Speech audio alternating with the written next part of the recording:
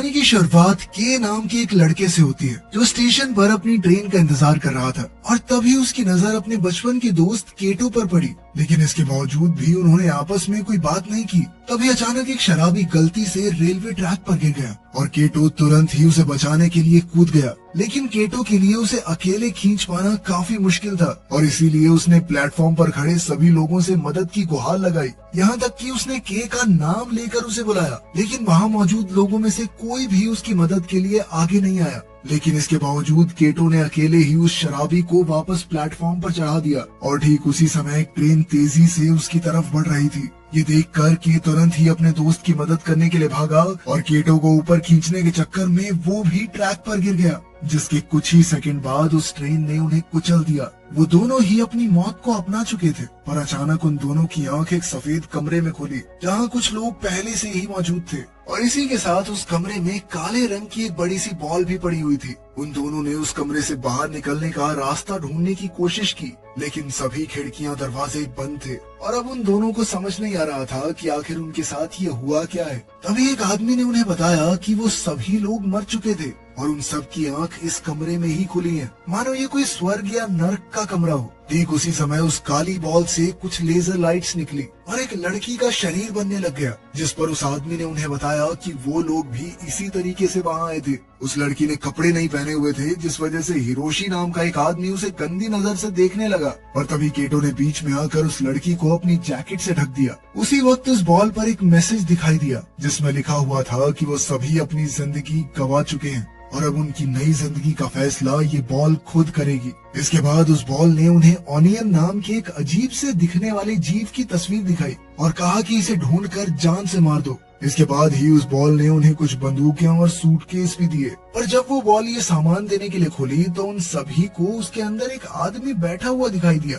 जो उस वक्त होश में नहीं था। सभी सूटकेसेस में उनके नाम लिखे हुए थे, जिनके अंदर कुछ खास सूट्स मौजूद थे, पर किशिमोटो नाम की उस लड़की के अलावा किसी में भी वो सूट पहनने की हिम्मत नहीं थी और उस बेचारी को भी सूट मजबूरी में पहनना पड़ा क्योंकि वो बिना कपड़ों के यहाँ आई थी। तभी के की नजर निशी पर पड़ी, जिसने पहले ही वो सूट पहना हुआ था। सभी लोग अपनी बंदूकों की जांच में लगे हुए थे। तभी सुजुकी का कहना था कि हो सकता है हमें हॉस्पिटल ले जाया गया हो और फिर दवाई दी हो, उसी की वजह से हमें अजीबोगरीब चीजें दिख रही हैं। पर तभी उसकी नजर उस बॉल के ऊपर लगे हुए टाइमर पर पड़ी, जिसके बाद उन सभी का शरीर अचानक गायब होने लग गया और कुछ ही सेकंड बाद अब वो उस कमरे से बाहर एक रोड पर खड़े हुए थे। अब उनमें से कुछ लोगों को लग रहा था कि शायद अब वो घर जा सकते हैं, पर तभी निशी ने उन्हें बताया कि असल में वो लोग अब अमेरिकन ट्राई आउट नाम के एक टीवी शो का हिस्सा थे। ये शो दरअसल उसके ही पिता का बनाया हुआ है। इस शो को जो भी जीतेगा उसे $1,00,000 का इनाम मिलने वाला था। साथ ही उसका कहना था कि वो खुद अपनी मर्जी से इस शो पर आया है और तभी उसने पास ही में खड़े एक लड़के की तरफ इशारा करते हुए बताया कि यही वो इंसान है जिसे हम ढूंढ रहे हैं, यही ऑनियन है। ये सुनते ही सभी लोग तुरंत उसकी तरफ भागने लग गए, लेकिन केटो और किशिमोटो वहीं पर खड़े रहे। उधर उन लोगों ने ऑनियन को घेर लिया, लेकिन वो लड़का शुरुआत में मासूम होने का नाटक करने लगा, लेकिन फिर उसने अगले ही सेकंड उन पर थूक कर हमला कर दिया, जिसके बाद वो लोग उसके पीछे भागने लग गए। उधर के और उसके साथियों को ये समझ नहीं आ रहा था कि आखिर वो सभी लोग वहाँ पर अकेले क्यों थे और सभी रास्ते गोल गोल क्यों घूम रहे थे। तभी अचानक से वो ग्रुप उनके पास से गुजरा और इस बार केटो और किशिमोटो भी एलियन के पीछे भागने लग गए और काफी मेहनत के बाद उन लोगों ने उसे एक गैराज में घेर लिया, जिसके बाद हिरोशी ने अपनी बंदूक से उस पर गोली चला दी, जिसके चलते ऑनियन का एक हाथ उड़ गया और इसके जवाब में उसने भी 3 आदमियों के पैरों पर गंभीर चोट मार दी, जिसके बाद उन सभी ने उस अजीबोगरीब जीव पर एक साथ गोलियां चलाई, जिससे वो पूरी तरह तबाह हो गया। ये देखकर सुजुकी को तो उल्टियां आ रही थी, पर हिरोशी को इसमें मजा आ रहा था और उसने बार बार ऑनियन के ऊपर तब तक गोलियां चलाई जब तक केटो ने उसे रोका नहीं। कुछ देर बाद एक बहुत लंबा आदमी वहाँ पहुँचा और हिरोशी ने तुरंत उसका मजाक उड़ाना शुरू कर दिया, जिसके बदले उस आदमी ने हिरोशी की टांग काट कर उसे सर से पकड़कर हवा में उठा लिया और जब हिरोशी ने खुद को बचाने के लिए हाथ पैर हिलाना शुरू किया तो उसने उस आदमी के सर की विग नीचे गिरा दी, जिसके बाद उन सभी को पता चला कि असल में वो आदमी ऑनियन का बाप था। इसके बाद उन सभी ने उस पर गोलियां चलाने की कोशिश की, पर वो आदमी हिरोशी के शरीर को एक कवच की तरह तब तक इस्तेमाल करता रहा जब तक वो फट के टुकड़ों में बट नहीं गया। इसके बाद उसने अपने लंबे लंबे नाखूनों से उन सभी को मारना शुरू कर दिया उधर रोड पर घूम रहे के को जब ये आवाजें सुनाई दी तो वो तुरंत ही उस तरफ को भागा और अब उसने देखा कि वो जीव उसके दोस्त को मारने के लिए आगे बढ़ रहा था। पर तभी किशिमोटो ने वहां पहुंचकर उस एलियन पर हमला कर दिया और अब किशिमोटो के सूट में नीली लाइट जल रही थी, जिसका मतलब था कि अब वो सूट उसे खास शक्तियां दे रहा था। ये देख कर के बहुत ज्यादा हैरान था और वो जाकर एक वैन के पीछे छुप गया। तभी उस ताकतवर जीव ने केटो और किशिमोटो को एक साथ उठाकर हवा में फेंक दिया और अपने सूट की वजह से किशिमोटो को बिल्कुल भी चोट नहीं आई और इसीलिए अब के ने भी अपना सूट पहनने का फैसला किया। पर बदकिस्मती से उसके सूटकेस में उसका सूट था ही नहीं और इसीलिए उसने एलियन पर हमला करने के लिए अपने सूटकेस का इस्तेमाल करने का फैसला किया, जिससे कुछ खास फायदा हुआ नहीं। पर जैसे ही वो एलियन के पर हमला करने के लिए बढ़ा तो निशी वहां पहुंच गया और उसने एलियन को रस्सी से बांध दिया, जिसके बाद उसने के को बताया कि अपने सूटकेस का नए तरीके से इस्तेमाल करने के लिए उसे एक्स्ट्रा पॉइंट्स जरूर मिलेंगे। निशी के बंदूक देने के बावजूद के में गोली चलाने की हिम्मत नहीं थी और इसीलिए निशी ने ये काम खुद ही कर दिया। इसके बाद उन चारों को वापस उस कमरे में बिना किसी चोट के निशान के भिजवा दिया गया और कुछ देर बाद सुजुकी भी वहां पहुंच गया, जिसके बाद निशी ने उन्हें बताया कि जब तक वो लोग पूरी तरह से नहीं मर जाते तब तक उन्हें वापस इस दुनिया में बिल्कुल ठीक करके भेज दिया जाएगा। और साथ ही उसने उन्हें इस बॉल का नाम गैट्स बताया जो ये सब कुछ कंट्रोल कर रही थी। इसके बाद उन सभी को 0 पॉइंट्स के साथ साथ काफी सारी बेइज्जती भी मिली और वहीं निशी को 5 पॉइंट्स मिले, जिसके साथ अब उसका टोटल स्कोर 79 था। और अब उस बॉल में मरने वालों की तस्वीरों में हिरोशी और उसके साथियों की तस्वीरें भी जुड़ गई थी। ये सब देखकर निशी काफी खुश था और इस बात से गुस्सा होकर केटो ने उसका गला पकड़ लिया। अब वो जानना चाहता था कि आखिर निशी ने बाकी लोगों को क्यों नहीं बचाया, पर निशी ने अपने सूट की शक्तियों का इस्तेमाल करके केटो के हाथ को जोर से मरोड़ना शुरू कर दिया। वो तब तक नहीं रुका जब तक के ने उसके ऊपर बंदूक नहीं तान दी। और तभी अचानक वो लोग वापस अपनी दुनिया में आ गए। यहाँ सब कुछ बिल्कुल नॉर्मली लग रहा था और रेलवे स्टेशन पर अभी भी 2 लोगों की मौत की खबर लगी हुई थी और जब के अपने स्कूल पहुंचा तो कई बच्चे उसका मजाक उड़ा रहे थे और वहीं कोजिमा चुपचाप उसकी ड्राइंग बना रही थी। साथ ही उसने के से दोस्ती करने की कोशिश भी की पर के ने उसे कोई खास भाव नहीं दिया।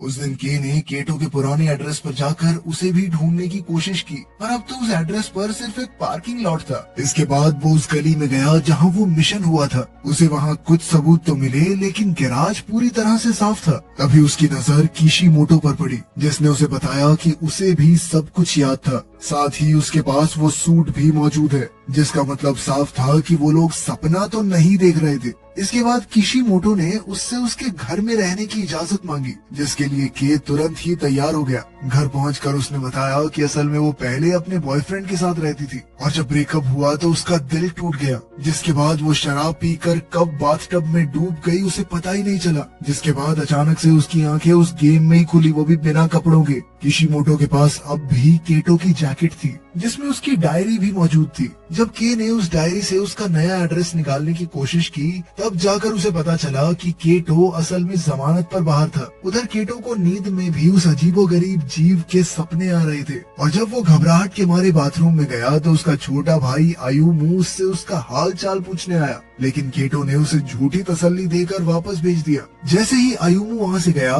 ठीक उसी वक्त केटो के और उनके बाकी साथियों के साथ साथ 3 नए लोग उस सफेद कमरे में पहुंच गए, जिसमें एक औरत, एक बूढ़ी दादी और एक रोता हुआ छोटा बच्चा शामिल थे। तभी गैंट्स ने उन्हें उनके आज के मिशन के बारे में बताया, जिसमें उन्हें तनाका नाम के एक एलियन को खत्म करना था। साथ ही निशी ने उन्हें ये भी बताया कि वो लोग कभी भी गैंट्स से नहीं बच सकते और जितने भी लोग मरेंगे उतने नए बुला लिए जाएंगे। और ये बात सुनते ही के और केटो समझ गए थे कि निशी ने कल उन 3 लोगों को बलि का बकरा बनाकर इस्तेमाल किया था, लेकिन तब तक निशी और बाकी 2 लोग गायब होना शुरू हो गए थे। इसलिए बाकी सभी ने तुरंत ही अपने हथियार उठा लिए।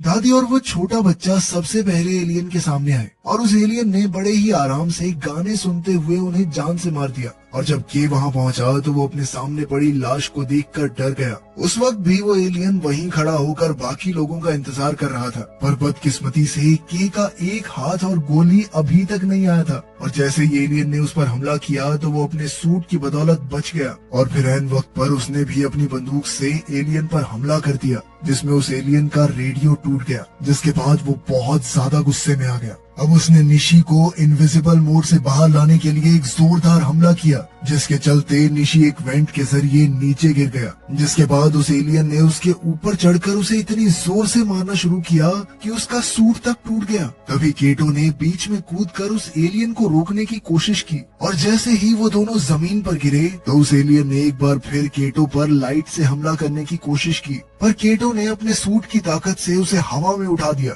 उधर के निशी को देखने के लिए जब उसके पास पहुंचा तो निशी ने उससे कहा कि 100 पॉइंट कमा कर मुझे दोबारा से जिंदा कर देना, जिसके बाद उसने अपना दम तोड़ दिया। उधर उस एलियन ने केटो को मुक्का मारने के बाद अब किशिमोटो पर हमला करने की कोशिश की, पर एन वक्त पर केटो ने बीच में आकर उसे बचा लिया। वहीं के उस एलियन पर गोली चलाना चाहता था, लेकिन उस वक्त वो एलियन उसके दोस्तों के बहुत ज्यादा करीब था। जब वो एलियन केटो को शूट करने लगा तो किशिमोटो ने उस पर एक पाइप से हमला कर दिया, जिसके बाद वो किशिमोटो को मारना चाहता था, पर किशिमोटो ने उसे रोकने के लिए उसे लात मारने की कोशिश की, जिसके बाद उस एलियन ने उसे उठाकर केटो की तरफ फेंक दिया। साथ ही वो एलियन के को मारने के लिए भागा, पर सूट से मिली शक्तियों की मदद से के ने उसे छत की तरफ फेंक दिया। और जब उस एलियन ने दोबारा हमला करने की कोशिश की तो के ने उस पर हावी होते हुए लगातार मुक्के मारना शुरू कर दिया, जिससे उसे काफी ज्यादा नुकसान हुआ। जब उस एलियन ने के को शूट करने के लिए ताकत इकट्ठा की तभी अचानक के ने उसके मुंह में बंदूक घुसाकर फायर कर दिया और इस तरह उस एलियन के छोटे छोटे टुकड़े चारों तरफ बिखर गए। इसके बाद वो लोग जल्द ही उस सफेद कमरे में वापस आए। अब के 7 पॉइंट्स के अलावा किसी को भी कोई पॉइंट नहीं मिला और साथ ही गैंट्स ने उसे बताया कि 100 पॉइंट्स पूरे हो जाने के बाद उसे 2 ऑप्शन दिए जाएंगे, जिसमें या तो वो अपने किसी साथी को इस गेम में वापस जिंदा कर सकता है या फिर वो किसी की भी याददाश्त मिटाकर उसे असल जिंदगी में दोबारा जिंदा कर सकता है। अगली सुबह जब के की आंख खुली तो उसने अभी भी वही सूट पहना था और अब वो उसकी शक्तियों को और अच्छे से जानना चाहता था। इसीलिए उसने अपने मामूली कपड़ों से उस सूट को ढककर शहर भर में अपनी शक्तियों की प्रैक्टिस करना शुरू कर दिया। उसी शाम के को कोजिमा का फोन आया और उसने के को कॉफी के लिए बुलाया, जहां वो उसके लिए एक स्केच बनाकर लाई थी, जिसे देखकर के ने उसे बताया कि जब वो छोटा था तो वो केटो को बदमाश बच्चों से बचाता था। उधर किशिमोटो केटो की जैकेट वापस करने के लिए उससे मिली, जहां केटो ने उसे बताया कि असल में वो जेल अपने बाप के कत्ल के इल्जाम में गया था, जो दारू के नशे में उसके छोटे भाई को बहुत ज्यादा मारता था।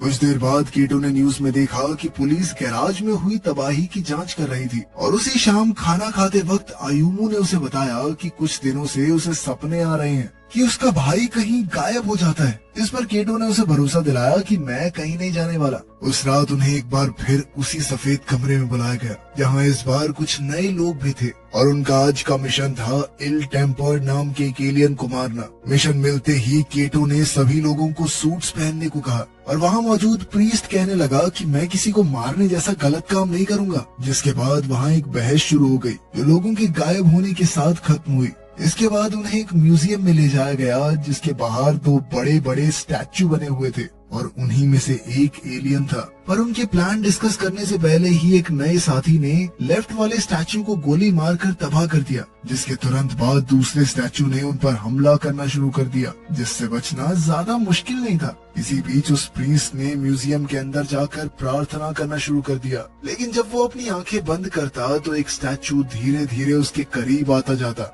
बाहर के और केटो स्टैचू को खत्म करने की कोशिश कर रहे थे और इसी दौरान एक और नया साथी उसी कमरे में पहुंच गया जहां प्रीस्ट मौजूद था। तभी के ने सभी लोगों को वहां से दूर जाने को कहा, जिसके बाद उसने स्टैचू के नीचे से स्लाइड करते हुए उस पर एक गोली मारी, जिससे उसका एक अंग फट गया और वो सीधा एक नए साथी पर जा गिरा। अब स्टैचू कमजोर हो गया था तो के ने सीधा उसके चेहरे पर गोली मारकर उसे खत्म कर दिया। इस बार वो अपने काम से बेहद खुश था, लेकिन केटो को ये खुश होने का मौका नहीं लग रहा था, क्योंकि इस सब में उनका एक साथी मर गया था। लेकिन के मुताबिक इसमें केटो की गलती थी, क्योंकि उसने के कहने के बावजूद सभी लोगों को वहां से दूर नहीं किया।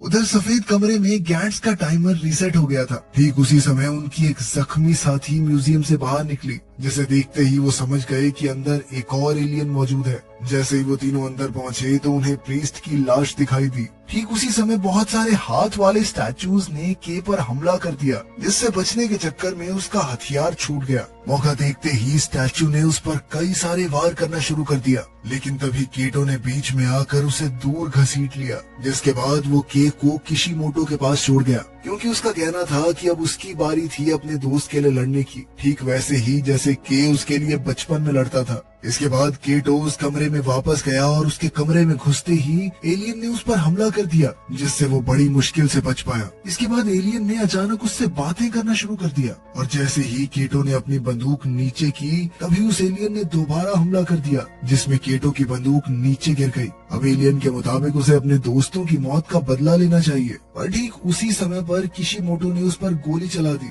और एक जोरदार धमाका हुआ, और बदकिस्मती से एलियन उस हमले से बच गया था। फिर उसने किशिमोटो को उठाकर दूसरी तरफ फेंक दिया, जिसके बाद उसने अपने सभी हाथ खोलकर कई सारी तलवार निकाल ली, जिसे देखकर केटो ने भी अपने सूट से एक ब्लेड निकाला और उस स्टैचू पर हमला करना शुरू कर दिया। पर यह साफ था कि वो एलियन केटो से कई गुना ज्यादा शक्तिशाली था, और उसने केटो पर कई सारे हमले करके उसे हवा में उछाल दिया, और तभी किशिमोटो ने बीच में आकर उसे पकड़ लिया, जिसके बाद वो खुद उस एलियन पर हमला करने के लिए गई, और उस एलियन ने उस पर एक साथ कई सारी तलवारों से हमला कर दिया, जिसके बाद वो केटो की बाहों में गिर गई। साथ ही मरने से पहले उसने केटो को किस करने की कोशिश की, लेकिन इतना करीब आने से पहले ही उसने अपना दम तोड़ दिया। इसके बाद गुस्से से भरे केटो ने भी उस पर हमला करने की कोशिश की, पर एलियन ने उसे भी मारकर हवा में उछाल दिया। अपने दोनों साथियों को ऐसे मरता देख के बहुत ज्यादा गुस्से में आ गया। अब उसने अपने सूट को एक्टिवेट करके उस एलियन से लड़ना शुरू कर दिया,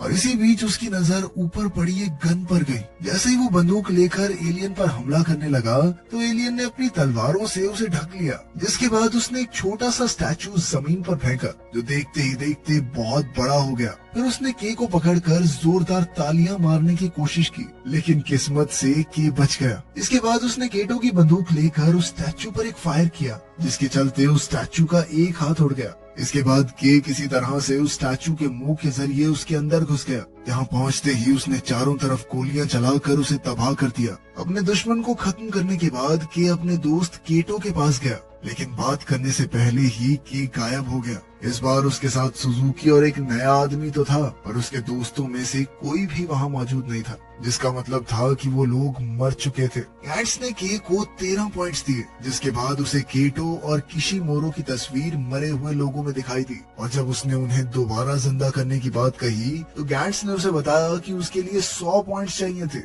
अगली सुबह कोजिमा ने देखा कि के काफी उदास था। उसने भी के से बात करने की कोशिश की, पर के ने उसे कोई खास जवाब नहीं दिया। शाम को रेलवे स्टेशन पर एक बच्चे का खिलौना ट्रैक पर गिर गया, और जब के ने उसे वो खिलौना वापस दिया तो ठीक उसी समय पर ट्रेन काफी तेजी से उसकी ओर बढ़ने लगी, लेकिन के हिलने को तैयार नहीं था। और तभी कोजिमा ने उसे जबरदस्ती ऊपर खींच लिया, जिसके बाद उसने के सामने अपने प्यार का इजहार किया। कुछ देर बाद के आयुमो को उसके भाई की मौत की खबर देने के लिए पहुंचा। उसी रात उन्होंने एक बार फिर गैट्स को बुलाया, और इस बार के और सुजुकी के साथ साथ कई और नए लोग भी शामिल थे। और उधर केटो उसी मीटिंग के बाहर खड़ा होकर पुलिस को जांच करते हुए देख रहा था। वीडियो पसंद आई तो लाइक कर देना, चैनल को सब्सक्राइब कर लेना। मिलते हैं अगली वीडियो में।